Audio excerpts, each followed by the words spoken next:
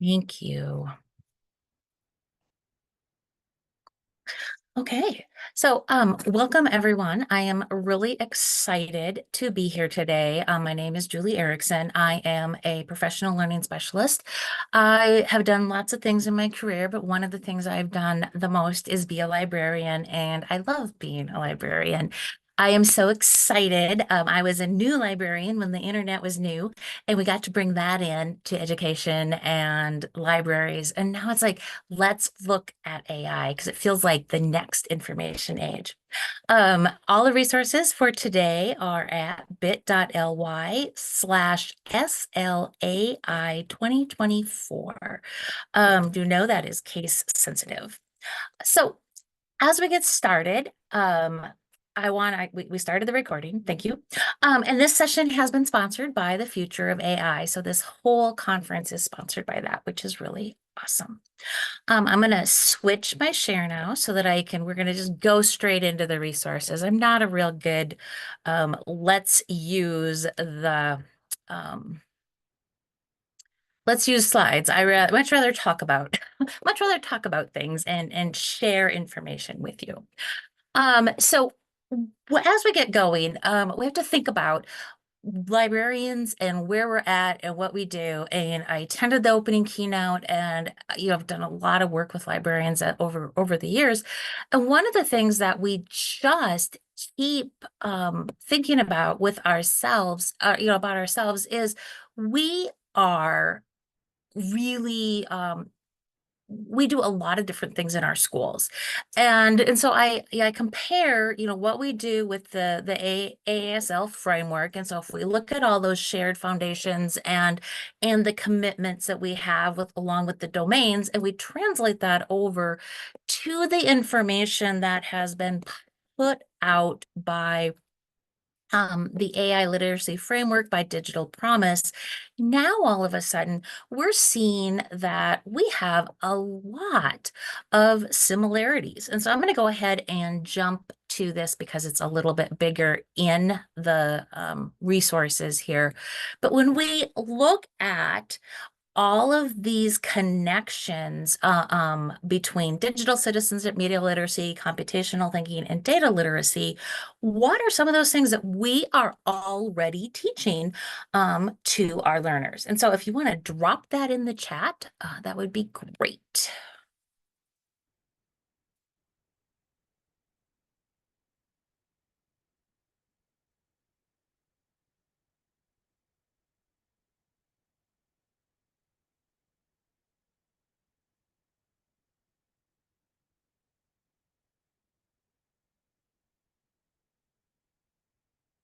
So what are some of the things that we're already doing in our classrooms or in our libraries with our learners? Yep, we're doing parts of digital citizenship completely. Where we are really integrating in that digital citizenship component. However, I work with a lot of schools where it doesn't fall under school libraries. Sometimes it is the computer teacher that does that. What about information and disinformation? Oh, yes, Tom, thank you. So that digital communication and media literacy, yes, we really do. That is one of our big areas of working with our learners. Unfortunately, you're right. Because a lot of times as school librarians, we don't have time. We aren't given that time. And then what happens is our teachers don't always necessarily include that or invite us in either. And as we've been listening to the sessions today, one of the biggest things is, we really need to be doing that information literacy. And yes, oh, I'm so glad that you were taught about information and disinformation and vetting those sources during your undergrad. Because it is something, I think, when I work with schools and I work with librarians and I work with students, going through and looking at that information disinformation is such a big part of this. Some of the other things that we don't necessarily teach, but that do fall into some of the things that we can promote, we often end up doing that computer science element. Maybe we have code clubs in our libraries or, things like that. And so you can see we can really also bring in the computational thinking there.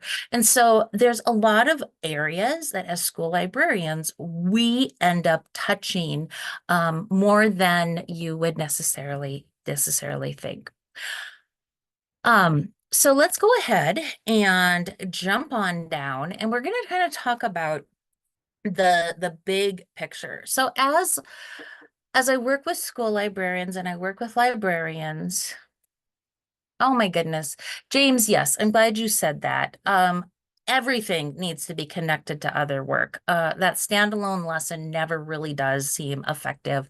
One of my favorite librarians would bring in like she would stalk her teachers. I mean, I say stalk, but I mean she would monitor her teachers' homework calendars and see what was coming up next in their classes. And so like when the social studies kids would come into her library, she would maybe look for ancient Greece in the databases and they'd be like, oh, we're learning that in social studies right now.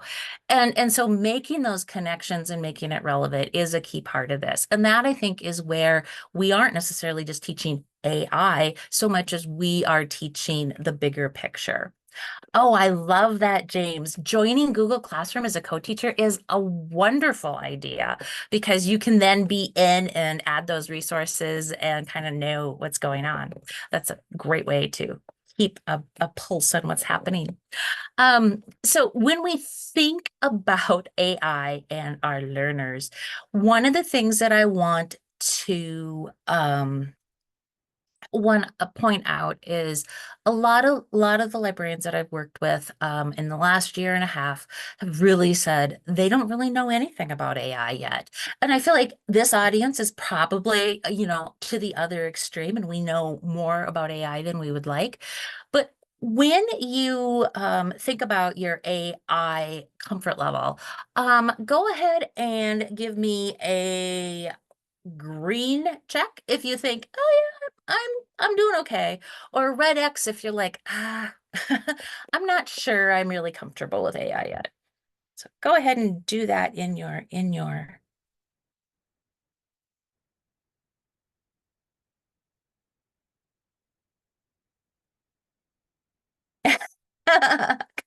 Oh yeah.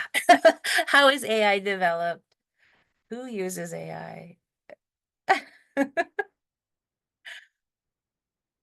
We're really we're a nice mixed group here. I figured we would be fairly comfortable given that we're here. And that does seem to be how that works. Um, but like I said, a lot of the librarians that I've worked with over time, it seems like we really, we don't really know anything about AI, or we have avoided it, or we haven't had an opportunity, or there hasn't been a professional development yet.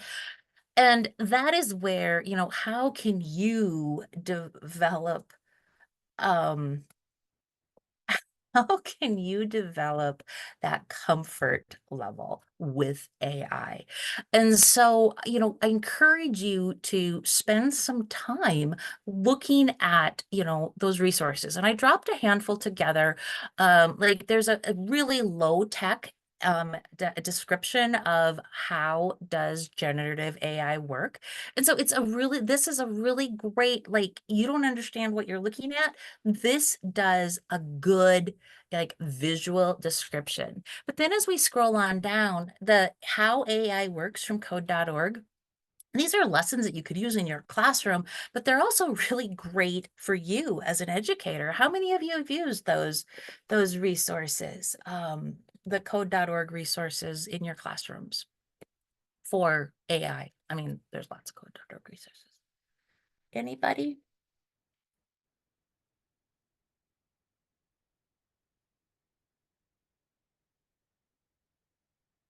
So the code.org resources, if nobody's used them, one of the things that I've really liked about them for the AI is they have teacher resources. They also have, like stuff to help you develop that understanding. Yes, Monica, I do have to agree with you about that. They are a bit long. My attention span is not there. Um, but there is some additional resources at the bottom that are good. And one of the things that I have really liked is the AI and machine learning, because that is student facing, and it's one of those things that you can kind of pull out pieces, parts to utilize and explore, because it shows a number of the contents of like how learning works and the patterns, and kind of helping you build that really basic understanding of what's going on behind the scene. But so those are some nice ones. I like this Google one mainly because a lot of us are using AI and we don't even think about it. When we think about the AI resources that are out there, so like Translate, we've been using AI. Um, yes. Oh, yes, Monica. I do have some resources for shorter things, and we'll get to those in a hot minute. Um, but one of the things that I talk about a lot are the places that we're already seeing AI pop up. Like what about the summer when on Facebook, now all of a sudden we have an AI whatever resource in there that summarizes what people are saying in the comments. I didn't ask for that and it just appeared. And so there's a lot of things that are happening with AI that a lot of people just don't even realize. And so I think some of the time it's coming in and saying, okay, all of us use Google most likely. It's in search, it's in maps, it's in, your Pixel phone to translate your photos, YouTube, AI assistants, Gmail, voice typing, all of those things have that AI support. And so when we look at that, what are some other things that happen to you every day that are AI supported that you may, they've been happening forever? I can think of about half a dozen off the top of my head. What do you guys think?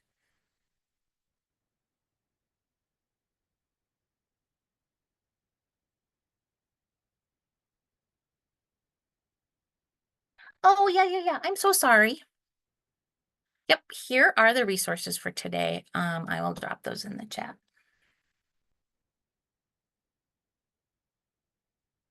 There you are. So anyways, so how are how are some ways that you are using, or that AI is impacting your life and you don't really think about it? Oh, thanks, Tom. I'll add those to the resources and share back out.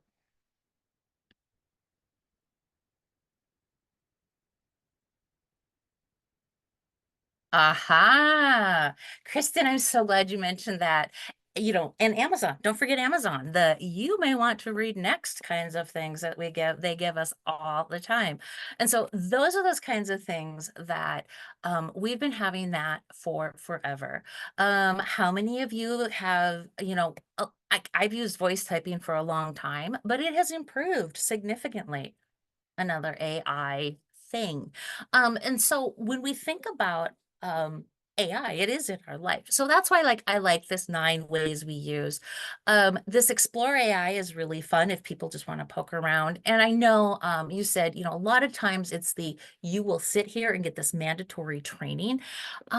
So this is more for you as an educator or as a librarian. How do you build your background?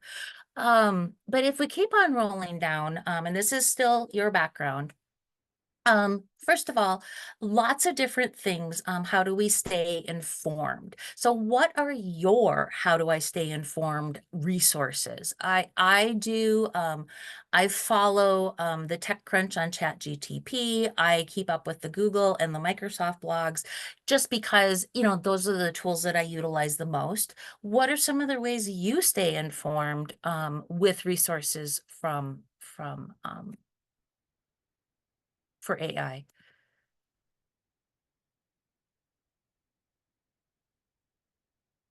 You can drop it in the chat.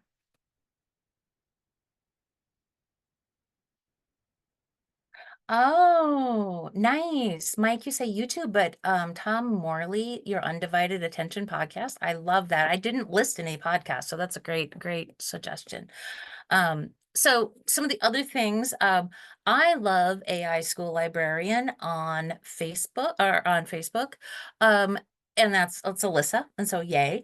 Oh, Kristen, Dr. Joy has a great resources. Excellent. I can't wait. Yes. James, you mentioned Alyssa's Facebook group. I have it linked right here. So yes.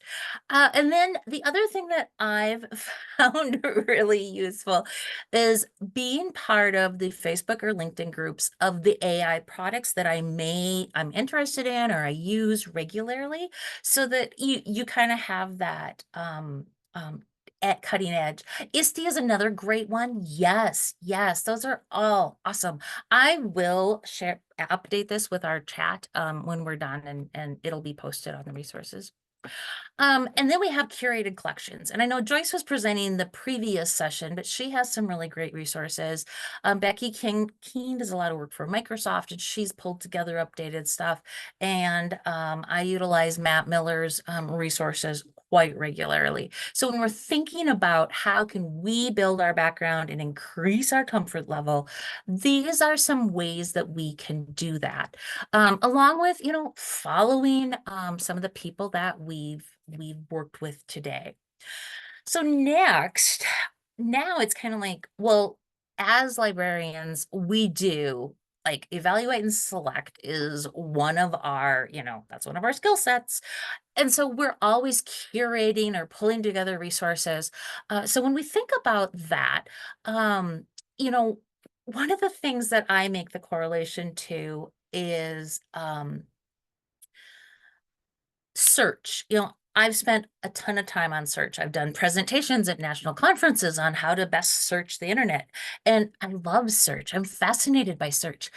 However, now, when we think about, like search is really integrating AI, um, and AI, when we utilize generative AI, we really need to use those iterations. You don't search one and done. You also don't prompt AI one and done. And so I think a lot of those tactics or skills that we taught before with searching for information, we can incorporate into when we're talking about generating AI information and how we can pull that together. When we talk about another thing we do really well is resource guides. I love this prompt guide it's from Microsoft. And I like it because it's colorful and it's fairly simple, and you can really visually see what's going on. So when we think about that, it gives you those options to, you have your persona and your objective and your audience and your context and your boundaries. And so this is a really great visual. That's another place that librarians can really shine, is providing that guidance to not only our teachers, but our students, especially if we're, in the high school and we're doing that kind of content. Um, what about you? What are some of your favorite prompt resources or guide resources? And I dropped a few here of prompt libraries, which I'm not a huge prompt library user, but at the same time, sometimes it's good to see those examples to help you move forward. Oh Mike, yes. You know what? That is the equivalent of the olden days. Remember when we used to said, look at advanced search. So yes, just like the olden days, we look at the model suggestions. I love that. That's a really great idea. Um, so yes, aren't we fun? Um, Dr. Tori Trust is a technology professor that I love. She puts out really great stuff. Oh yes, Eric Kurtz puts out a lot of great resources too on prompts. And so one of the things that she has put together is an incredible AI and ethics presentation that she has been, kept updated, and it is openly licensed, which is nice. And she goes through and looks at, soup to nuts. It's a very long presentation. But she pulls out, a lot of the resources. When we talk about things to teach with our learners, Stanford University has pulled together some really great lessons, examples, and they're longer in some sense. I mean, we're looking at 60 minutes type of thing, so you may not want to use them. Um, and the other, but they do give you some good examples. The other thing I pulled in, Matt Miller's, It's Time to Rethink Plagiarism and Cheating. And that Oh, yay. Oh, yes, Kristen. I'm so glad. Yeah, that's cool. I'm gonna have to check that out. The Tori Trust's AI guidance for syllabi. In fact, I have it linked, to be honest with you. It's further down the page. So anyways, but this is a really great tool to prompt those conversations. If it's a chance to, when you're at the table for policy, or anything like that. Oh no, I'm glad you shared it. I think that's really awesome. So the other things, and this is where I give a shout out to James. You recently posted a really thought-provoking couple of posts in the AIs for School Librarians by Alyssa on her group, and you pulled out some of the AI terms of use in the legal notices, and then you broke them down. And I know I'm probably one of those people who may just be like, I agree, I agree, I agree, and move on in many cases. And this is a really great focused look at what we're doing, what the terms of services are saying. And I really like, James, how you point out that you know, down, especially under Adobe here, you have the use your judgment, and then the in general, I mean, and so there really is a lot of ambiguity here. So thank you for sharing that, because I've been thinking about that for a while. Here is the in the data, the AI and ethics presentation. There is also the data and privacy, which is really great. And so you have both of those. Um, some of the things when we think about privacy, and James brought this up, who does the AI provider share your info with? But then the other thing to really be cognizant of, and I think sharing it with your learners too, is when you're building queries, avoid using PII. And so making sure that your teachers and your students aren't using PII when they are utilizing generative AI. So we're about done. Do you have policy in your district? That is one of the things that a lot of the schools that I'm working with don't have policy yet, or it's in progress, or, blah, blah, blah. There are some state policy guidelines, and these are just some examples that I pulled up. And then here is some course policies. And so John Sowash has pulled together a whole bunch, but then Tori posted hers, because Tori and I are on a first name basis. I don't know that I've met her in person. I've only met her on the internet. But she's posted this. It is remixable, and I really like what she has put in this resource. And so Kristen shared it in the chat too. So that's definitely something to dive into. I think this study from ACT, which is, I mean, it was last year, that is, high school students are using AI. And one of the things that I think we really need to be thinking about is also what happens when our learners don't have access to AI. And I know, James, you mentioned in the, keynote that, it's not the end of the world. We don't necessarily have to like rush and jump on this ship. But I also think we need to really be cognizant that if we block it in our schools entirely, we're going to eliminate those people who don't have access at home. And I've had a number of teachers talk about that, like it's blocked in their schools, and then students come in and they've used it, and the teachers can't, like, they can't even like recreate it or kind of see what they did because it's blocked in the school.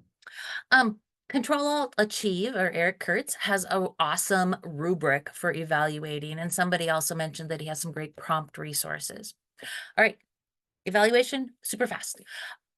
Lateral reading, citation verification, and then media literacy. This Checkology is really fun because you can go in and use that. So that might be something that is useful for your teaching your teachers.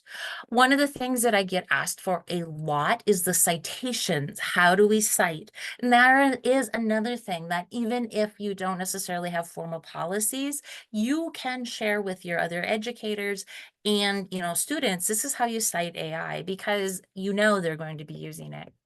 And then finally, our next steps.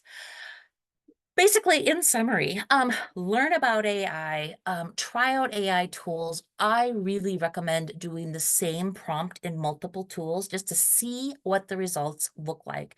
It's just like back in the day when we used to do the same search in different databases or in different search engines. Now we're trying prompts in different AI generation tools. And that can really help you figure out, what's going to work best for your situation. Really look and make sure you know what your state or school AI policies are. A lot of the groups that I've worked with don't know that, and I really want to make sure that you have that information. And then finally, just keep on doing what we do best. Continue being a resource to our community, information literacy, and AI citations. Rolling on down, there's these resources here, this AI 101 code for teachers. The thing in there that I mean, I wouldn't do the videos necessarily because that's a lot, but there is in here a really awesome, AI 101 for teachers, large language model prompts. That is awesome because you can go in and practice doing some prompts at different levels and then have that discussion around that. That is something that would really resonates when I've worked with different groups because we're, getting in and we also can talk about what comes back out. So there's that's useful in the AI code. The curriculum, K-12 Day of AI, has some great resources in it. Eric Kurtz, Control Alt Achieve, has pulled together a bunch of resources. And then if we scroll on down, this Welcome to Teaching AI in Pre-K second grade has some really awesome things that you may want to utilize even with staff because it's like it makes you think about where is AI in your daily life. So that is everything. That was really fast. Oh yeah, thank you. Yes, School AI is great. I like Magic School AI, but they're very similar. So thank you all for this wonderful conversations and contributions to the chat. If you have any questions, let me know. Thanks, Kristen. It's so good to see you.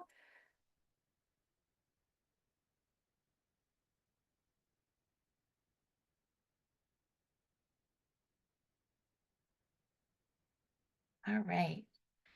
So I'm going to go ahead and we can stop the recording and I'm going to stop share.